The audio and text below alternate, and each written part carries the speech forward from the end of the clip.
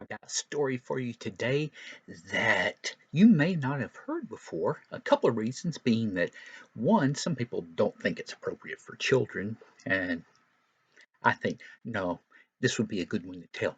But some people have a kind of good reason for this.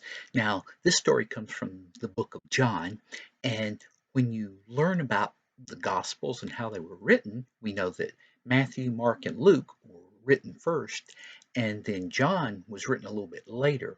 And it seems that John was writing his Gospel to cover the kind of things that Matthew, Mark, and Luke had not talked about. He wanted to add some things that people needed to know, but sometimes he still uh, repeated some things that they had in their gospels because they were important items or just something he wanted to talk about.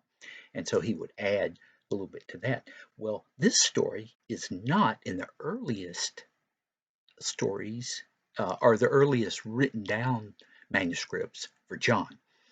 And what it's thought by the people who think it should be in the Bible say that, well, this was part of the oral tradition, and that was big back before a lot of people could read and write. They would pass stories along by word of mouth. So you would tell a story, and people actually did fairly well at remembering the stories because they had to have it in their heads in order to be able to pass the story along. So a lot of what we have came from someone finally writing down what they had been telling in stories for years. So some of the people in favor of this being in the Bible say, well, that's what this was, and it was well known, and it came along after John had finished his gospel, so we just added it there. Now, of course, other people would say, well, it's not in the earliest manuscripts, so we should be very careful about this story and accepting it. Now, I kind of look at it as this sounds like a Jesus story. It fits with the way Jesus treated people, and it makes sense to me that there would be stories that did get passed down, and eventually someone would say, well, we need to write it down. Where are we going to put it? Let's put it here. And so I will go ahead and tell you the story.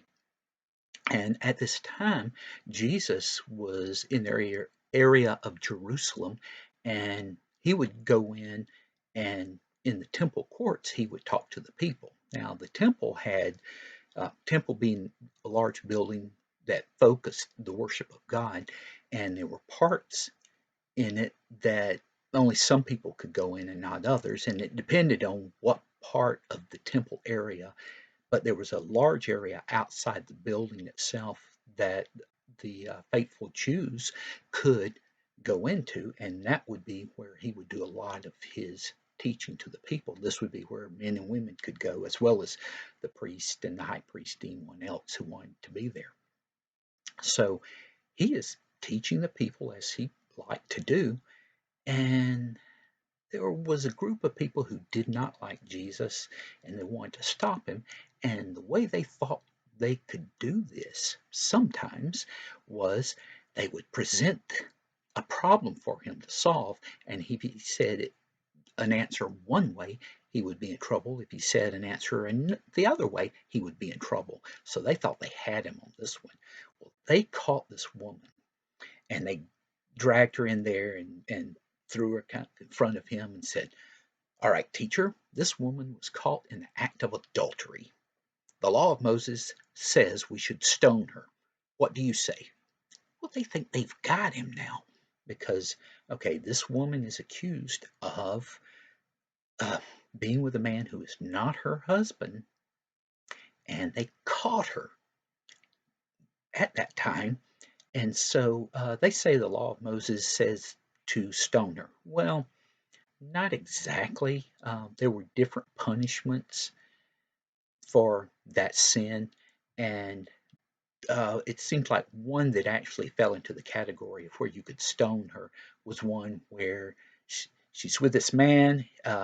It's not her husband. She doesn't know him. It's like the guy comes out of nowhere and grabs her, and but she doesn't scream. Okay, in that case, she could be stoned for that because she was in the city. So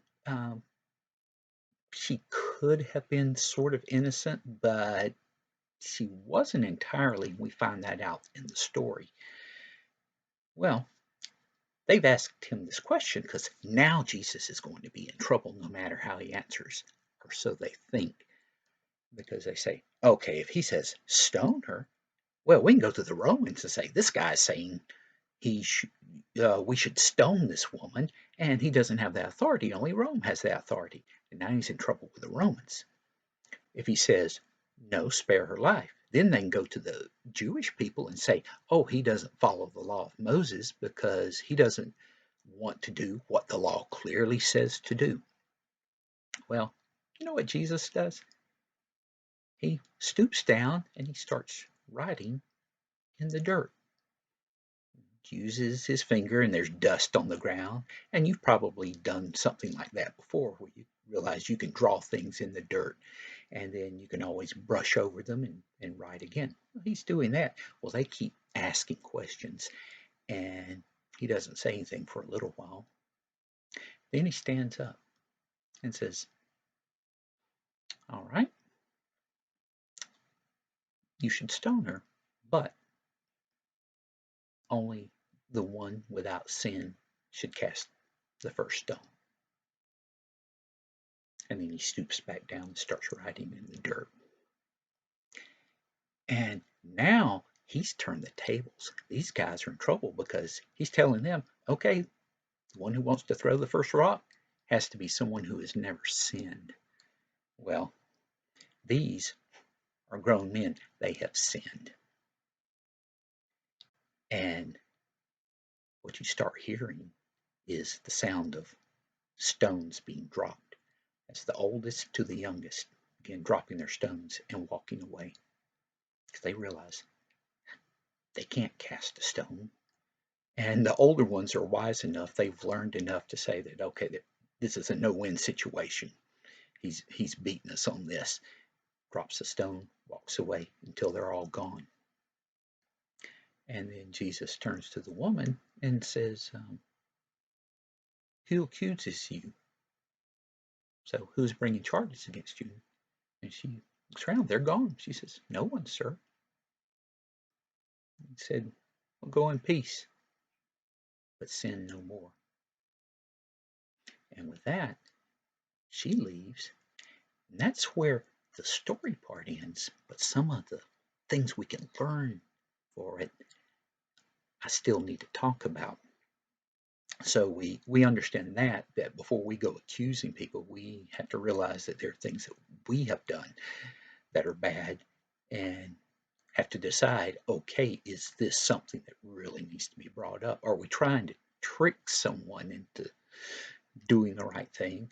Or is this really something that needs to be brought up and brought to someone's attention?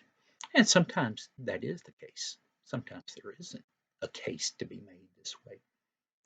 But you notice that Jesus knows that she did something wrong, and he doesn't accuse her of it. He allows her to go in peace. But he does tell her to sin no more.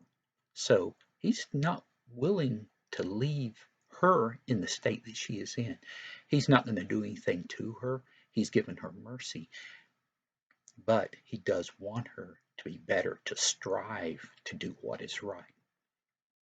Now, about this part of the writing in the dust, people want to make a big deal about that. A lot of people will make things up about it, but I found something in the book of Jeremiah. Now, Jeremiah was a prophet, meaning he worked for God, and this was back in the Old Testament days, and God would tell his prophets things, and they would write them down or tell the people. And when he was talking to Jeremiah, um, Jeremiah picked up something, and he ended up writing this down, and he's talking about God in this, and he says, those who turn away from you will be written in the dust. Now, that makes me start thinking, oh, Jesus may have been writing down the names of the men who accused this woman, knowing that they were sinful people and they had actually left God because they weren't following him. And if those men were learned, meaning they knew the law, then they would understand that as well. They would have remembered at that time what Jeremiah said. So um, the woman is not the only one who learns a lesson that day. Now, as for us, and whether or not it's part of the Jesus story, it does sound like him, doesn't it? He wants to um, have people turn to God. He is not really as interested in punishing people. He wants them to turn to God. And that's something we need to be willing to do with other people. We need to want to guide them to God. Punishment is not supposed to be our first option. Okay, with that, I am going to stop the lesson, and I didn't really have a great tie, but I have this one that shows a woman on it, or at least part of a woman on it, and so that's going to be the one to represent our story today. So with that, I hope it gives you something to think about, and I will hope to see you next time. Bye.